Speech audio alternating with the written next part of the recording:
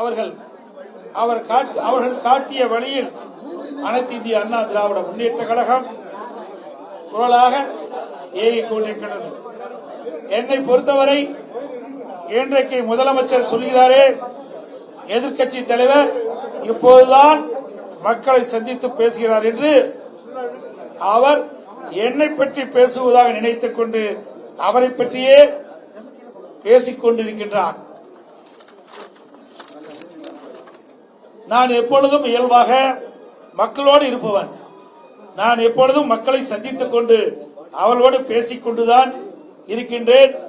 இது ஊடக நண்பர்களுக்கும் பத்திரிகை நண்பர்களுக்கும் நன்றாக தெரியும். அதனால்தான் மக்களின் குறைகளை அறிந்து அவர்களின் குரலாக நானும் அனைத்து இந்திய அண்ணா திராவிட முன்னேற்ற கழகம் இன்றைக்கு ஒழித்து வருகிறோம். அதன் அடுத்து மற்ற மிக முக்கியமான அத்தியாயம்தான் இந்த எழுச்சி பயணம்.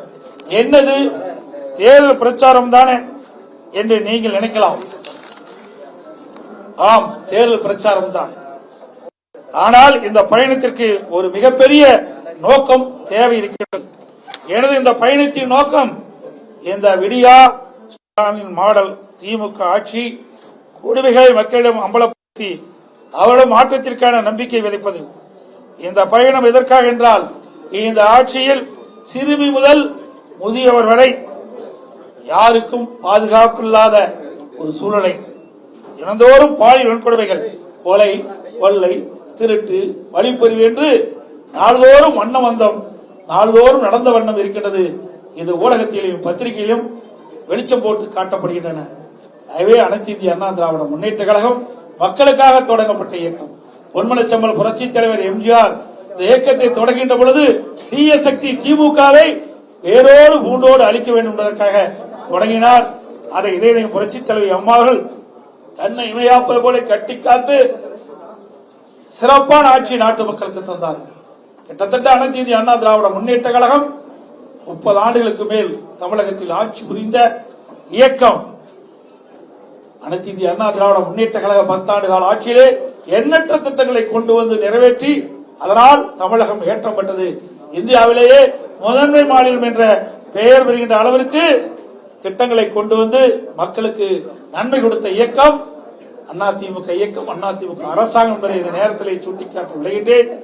இந்த பயணத்துடைய நோக்கம் கடந்த 50 மாத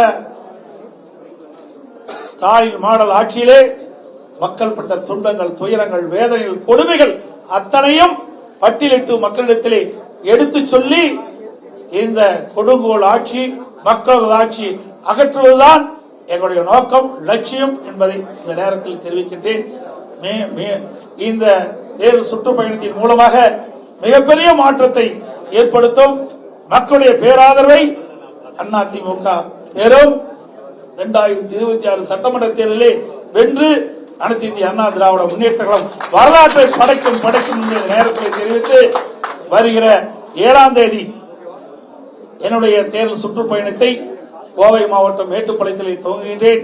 தமிழ்நாடு முழுவதும் 234 தொகுதியிலும் தேர்தல் சுற்றுப்பயணம் மேற்கொண்டு மக்களை நேரிலே சந்தித்து இந்த ஆட்சியுடைய அவலங்களை எடுத்துச் சொல்லி மக்கள் மனதிலே பதிய வைத்து மிகப்பெரிய மாற்றத்தை உருவாக்கி அனைத்து இந்திய அண்ணா திராவிட முன்னேற்ற கழகம் 2026 பெரும்பான்மை இடங்களில் வெற்றி பெற்று பெரும்பான்மையோடு ஆட்சி அமைப்பதற்கு இந்த சுற்றுப்பயணத்தை மேற்கொண்டு என்பதை தெரிவித்துக் கொள்கிறேன்.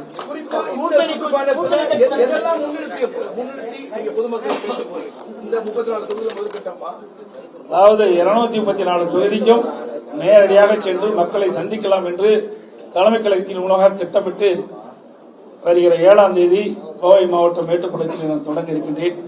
நான் ஏற்கனவே தெரிவித்தபடி திராவிட முன்னேற்ற கழகத்திலே 2021 சட்டமன்ற பொதுத் தேர்தலின் போது நிறைவேற்ற முடியாத 525 அறிவிப்புகளை வெளியிட்டிருக்கின்றார்கள். அதிலே எந்தெந்த அறிவிப்புகள் நிறைவேற்றவில்லை என்பதை எடுத்துச் சொல்லி மக்களை ஏமாற்றி மக்களை திசை திருப்பி மடைமாற்று செய்து 2021 ஆட்சி பிடித்தார்கள். பொய்யை மூலதனமாக வைத்து ஆட்சி பெற்றவர்களுக்கு மக்களிடத்தில் எடுத்துச் சொல்லி நாங்கள் வாக்குகள் சேகரிக்கிறோம்.